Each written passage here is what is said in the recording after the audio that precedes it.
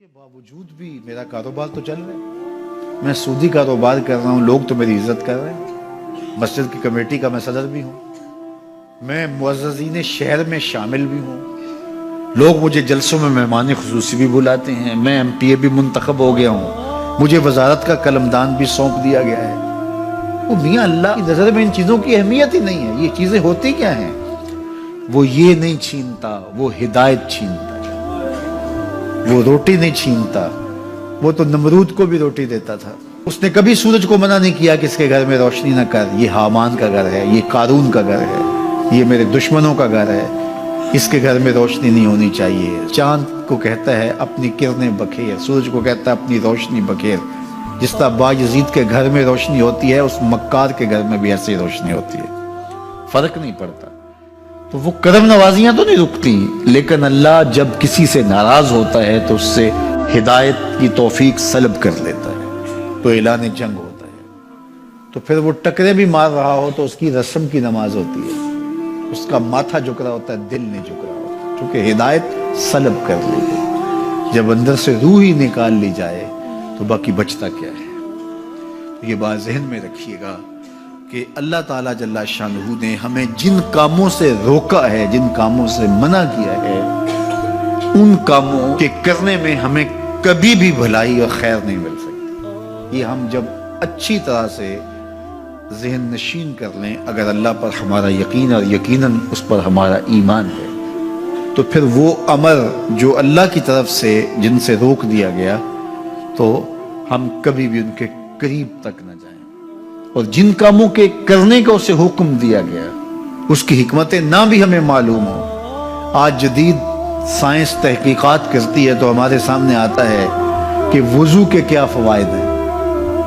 آج ہمیں لوگ بتاتے ہیں کہ جناب آپ امامہ باندھیں گے تو سن سٹروک سے بچ جائیں گے۔ آج دنیا تحقیق اور جستجو کر کے نماز اور دوران خون اور جو ہے وہ نماز کی برکتیں اور کتنی بیماریوں سے نماز کے ذریعے سے بچنے کی کہانیاں سناتے ہیں۔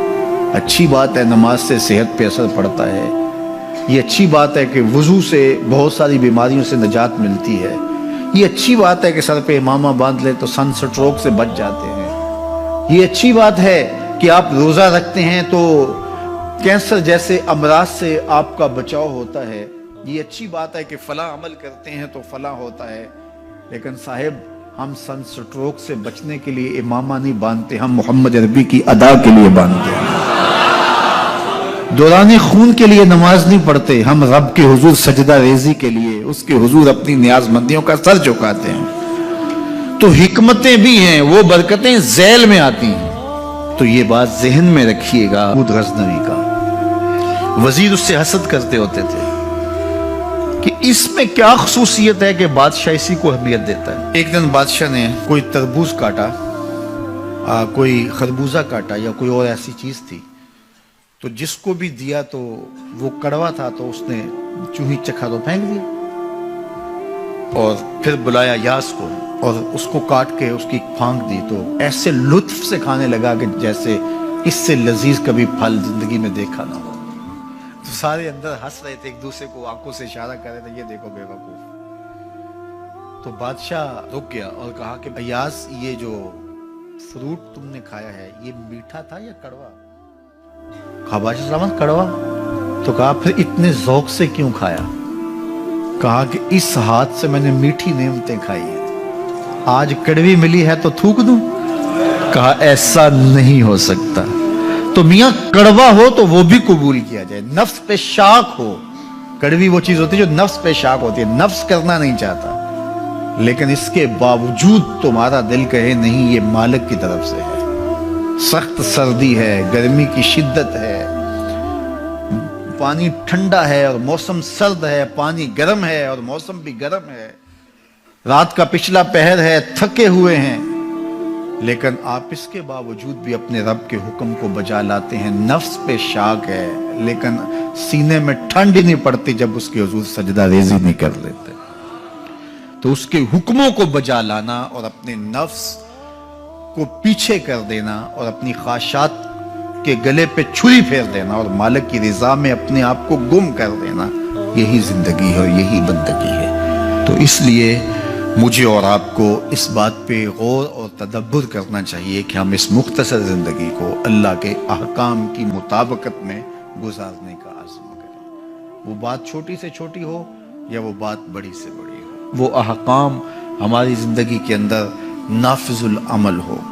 میں پھر وہ بات کہوں گا جو بار بار کہتا ہوں کہ میرے بزرگ ہم سے کہا کرتے تھے، یہ نہ ہو کہ لوگ تمہیں پوچھیں تم کون ہوتے ہو اور تمہیں بتانا پڑے کہ ہم مسلمان ہوتے ہیں۔ فرمایا کرتے تھے صاحب نہ کسی کو پوچھنا پڑے نہ تمہیں بتانا پڑے، تمہاری وضاحت، تمہارا طرز زندگی، تمہارا انداز معاشرت ایسا خوبصورت ہو، تم دور سے آ رہے ہو لوگ پہچان کے کہیں وہ دیکھو محمد عربی کا غلام آ رہا۔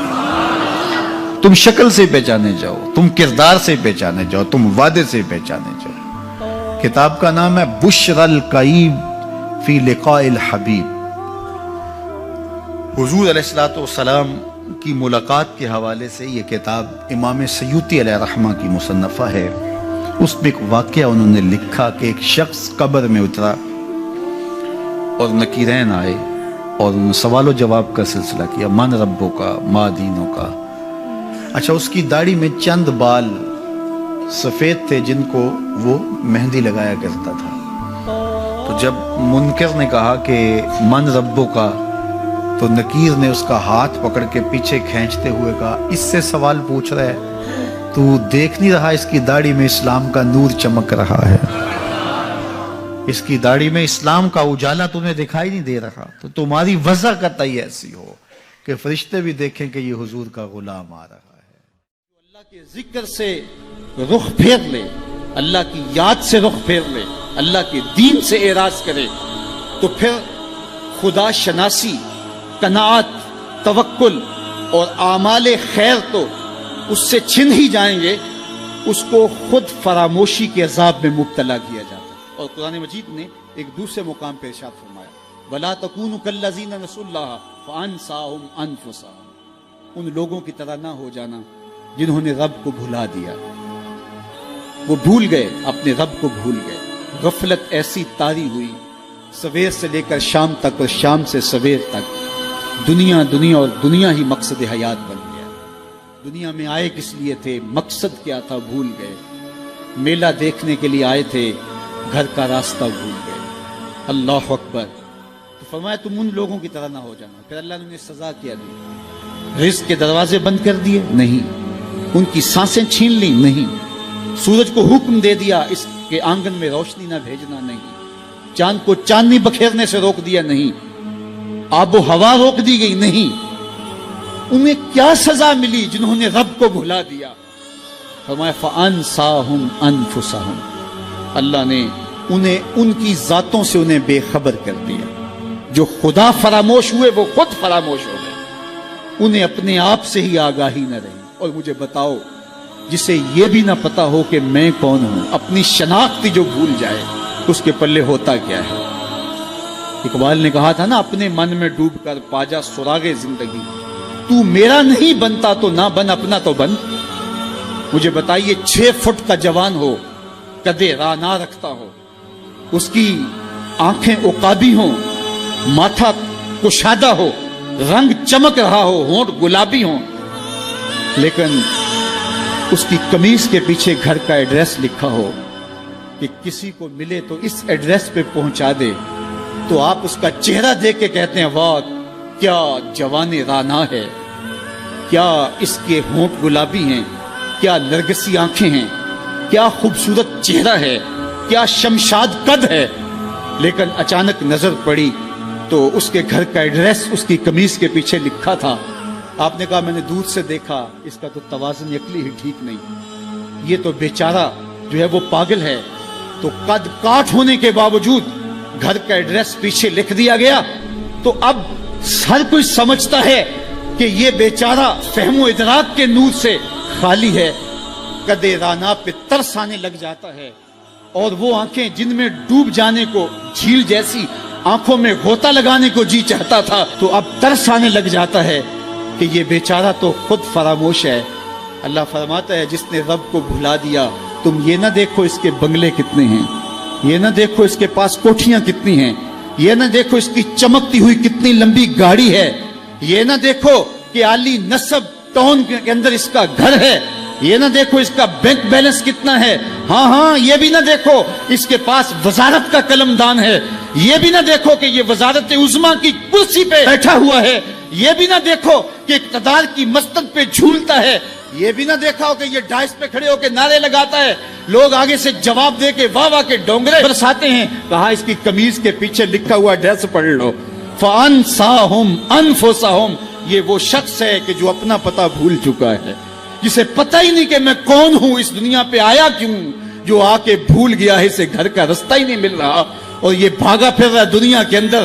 क्या बताएं हबाब क्या कारनमायां कर गए, बीए किया, नौकर हुए, पेंशन मिली और मर गए, जिंदगी का मकसद ही नहीं मिला। कहा जो इस दुनिया में अंधा रहा कल कयामत के दिन भी नाबीना उठाया जाएगा। उससे इन आंखों की बेनूरी मुराद नहीं है, उससे दिल की बेनूरी मुराद है। इसीलिए इकबाल ने कहा था दिल बीना भी कर तलब खुदा से, कि आंख का नूर दिल का नूर नहीं है, आंख का नूर और है, दिल का नूर और है। तो हम दुनिया की मादी चमक को देखते हैं, मेरा मालिक कहता तुम्हारा दिल सुथरा होना चाहिए, तुम्हारा मुंह काला हो तो कोई बात नहीं है, दिल काले नालों मुंह काला चंगा, जे को ये रमज पछाने हो। असल तो दिल की पाकीज़गी है और दिल रब के साथ वाबस्ता हो, उसके रसूल के साथ वाबस्ता हो। तो जिसने अल्लाह के दीन से रुख फेरा, एराज किया, तो फिर उसका नतीजा क्या हो कि उसकी जिंदगी तल्ख हो जाएगी।